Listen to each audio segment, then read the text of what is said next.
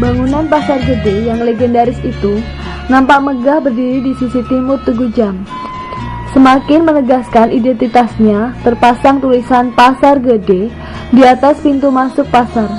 Dalam bahasa Jawa, kata gede bermakna besar. Bukti bahwa pasar ini pernah dikondisikan sebagai pasar induk, sekaligus sebagai singgasana perdagangan terbesar kala itu di Kerajaan Surakarta. Pasar ini memiliki nama lengkap Pasar Gede Harjonagoro, merupakan salah satu ikon kota Solo.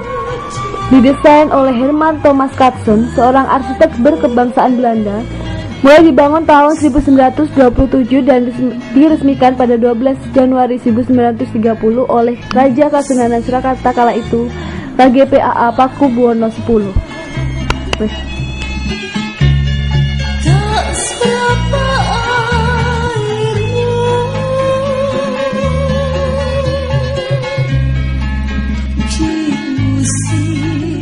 Selain itu, Pasar Gede berdiri di atas area Sudiro Prajan, sebuah perkampungan Tionghoa atau disebut kampung pecinan di Surakarta. Itulah mengapa di selatan pasar terdapat sebuah kelenteng vihara. Sedangkan nama Harjonagoro diambil dari nama cucu kepala Pasar Gede kala itu yang bernama Gotik Swan, seorang keturunan Tionghoa yang mendapat gelar KRT Harjonagoro dari Pakubuwono XII. Jadi, sangat dimungkinkan pasar ini juga difungsikan sebagai mediator tiga etnis berbeda kala itu, Jawa, Belanda, dan Tionghoa, yang sebelumnya sering terjadi konflik, sehingga dengan interaksi dalam perdagangan, diharapkan tiga etnis ini bisa harmonis.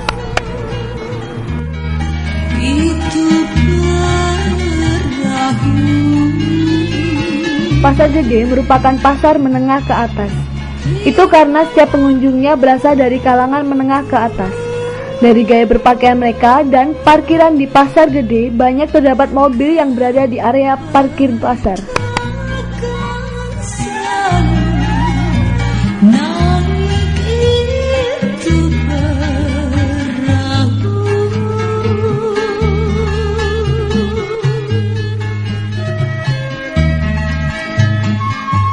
Manusia dalam keseharian memiliki jutaan aktivitas yang berada di Pasar Gede, tidak lepas dari peranan para perempuan sebagai porter.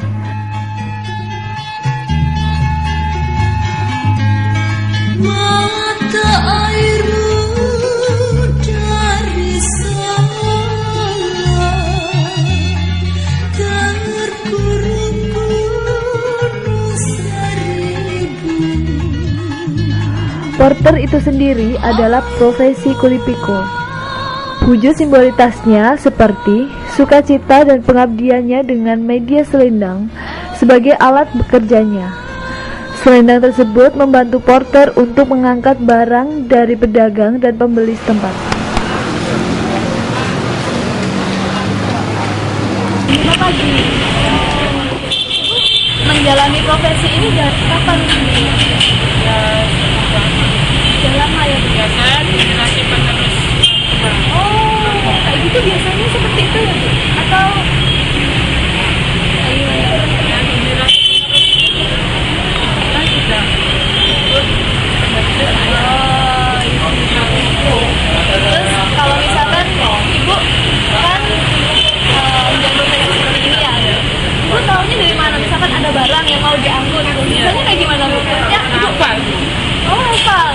Emang udah langganannya seperti itu? Oh,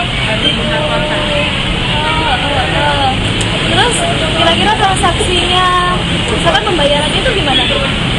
Nanti kalau kita mau pulang baru minta. Oh, minta sama Ya, kita ambilkan barangnya, terus kita minta nanti kalau mau pulang kan mereka sudah lagi berjualan. Oh, itu kalau misalkan barangnya itu apa emang udah langganannya itu berarti itu jatahnya Ibu? Ya, Oh, itu ya, atau bisa yang lain? Nggak bisa, itu Nggak bisa, jatah. memang kalau sudah langganan ya. Oh, itu jadi udah Tapi kalau istilahnya kalau masuk barang itu kan kita rame-rame, siapa duluan dia yang dapat. oh gitu. Berarti Ibu rumahnya mana? Karangan ke Sungai sini. Sungai. Berarti di sini diantar apa? Nanti saya pulangnya naik bis.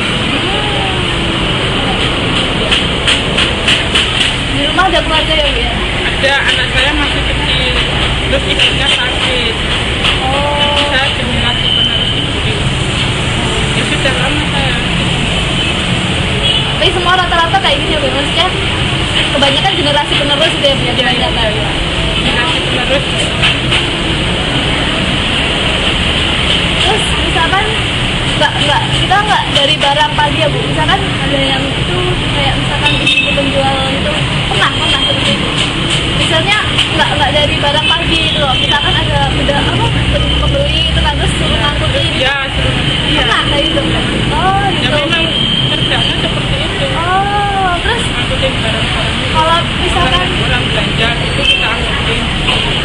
kalau pernah nggak Bu ibu ngangkutin kan di sini kan ada warga asing ya Bu kan, misalkan dari Inggris gimana itu bule-bule itu ibu pakai bahasa apa gitu loh, kok tahu itu minta tolong atau kayak gimana gitu. Oh pakai bahasa Indonesia, biasanya bule sini bisa bahasa Indonesia ya Bu ya? Ya mungkin sedikit bisa.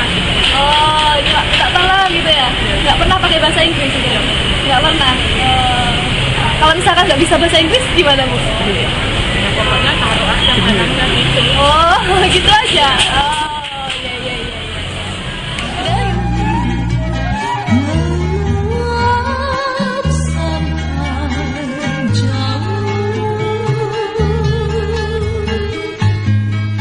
Oh iya.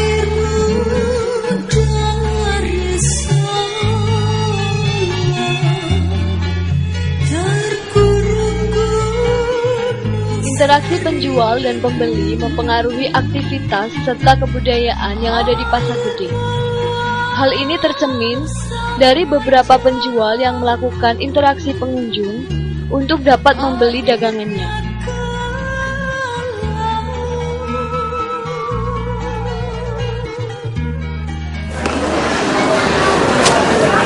Minta kenapa? Minta. Untuk pergi? Jangan.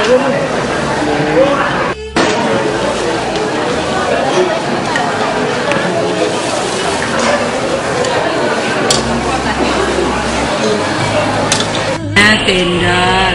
Oh, cendol. Genang ketan hitam. Oh iya. Genang sumsum. Genang putih. Kalau ini namanya apa, Bu? Telase ini, telase ini. Ini telase. Itu emang dari buah apa? Ini buah kemangi.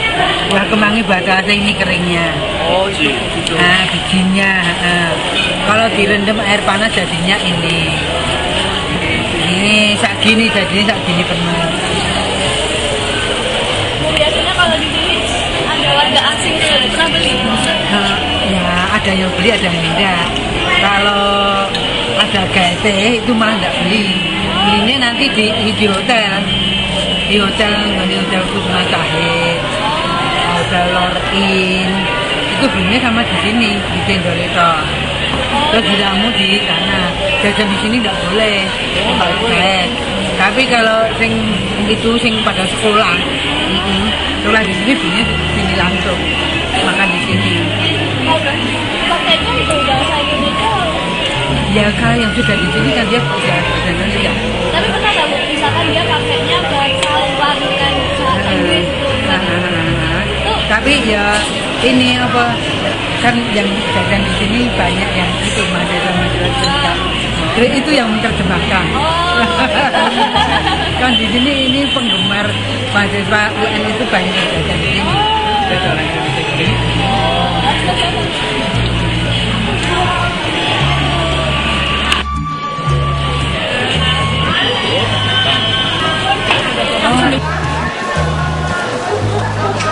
Ya, ini baru main kesini, Mas, ya. Mampir aja kesini. Aslinya dari Solo sih juga, tapi jarang sih ke Pasar Gede, makanya ini sering iseng-iseng kesini aja. Ya dulu sih pernah bantuin mama beli sayur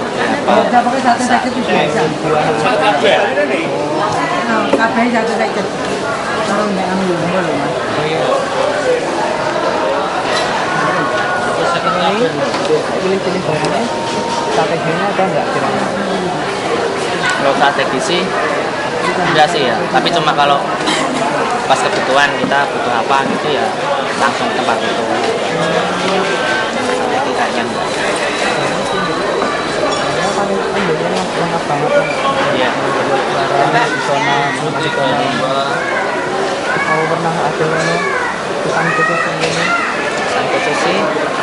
sih. Kalau pesan khusus sih kayak apa ya? Kayak darat ini kan jarang cari di pasar-pasar lain, belum tentu ada, jarang banget. Ininya ya itu pasar gede lah gitu. Pasar gede kan ada orang bilang pasar pariwisata ya. Oke, Pasar pariwisata. kayaknya kadang-kadang pengunjung dari luar kota Ya dulu sih sering lihat sih ada orang luar dari Indonesia di sini, main ke sini. Ada wisatawan dari luar kota juga ada yang ke sini. Banyak lah yang ke sini. masih Iya. sana loh. Kalian Domestik ya, jalan-jalan. jalan. Oh, Iya. masa orang Solo nggak tahu Solo loh. Ya makanya ini iseng-iseng ke sini.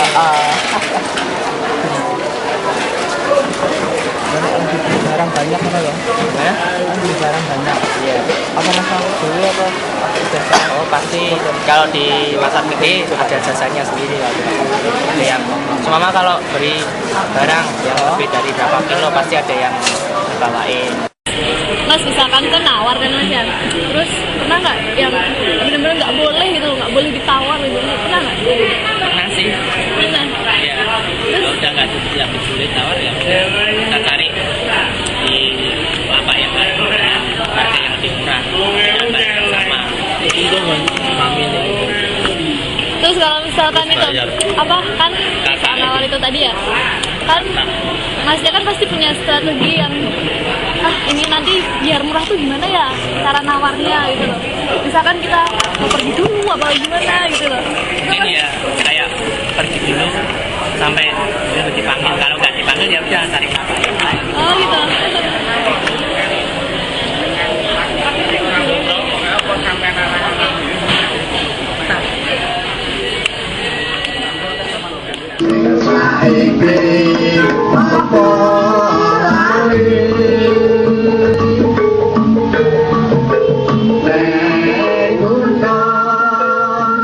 Sebagai media transaksi jual beli, pasar gede juga merupakan simbol budaya dengan tujuan mempersatukan pedagang-pedagang dalam suatu paguyuban kerawitan pasar gede.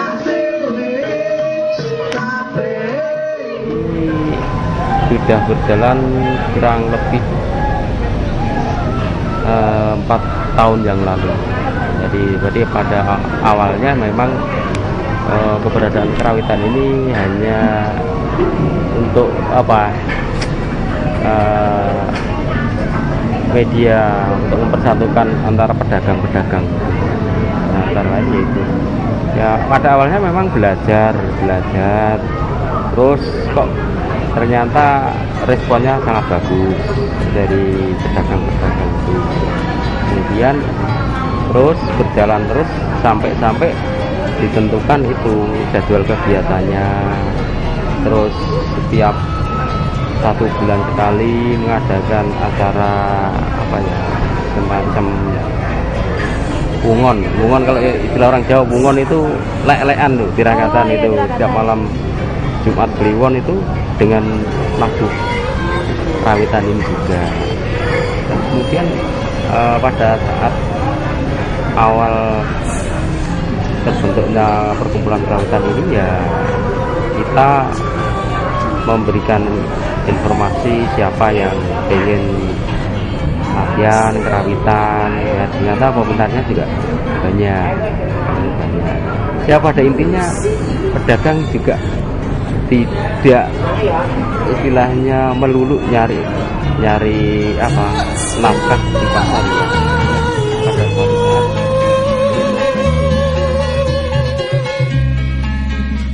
Kejadian yang tidak terduga seringkali membuat kita melakukan interaksi secara langsung maupun tidak langsung.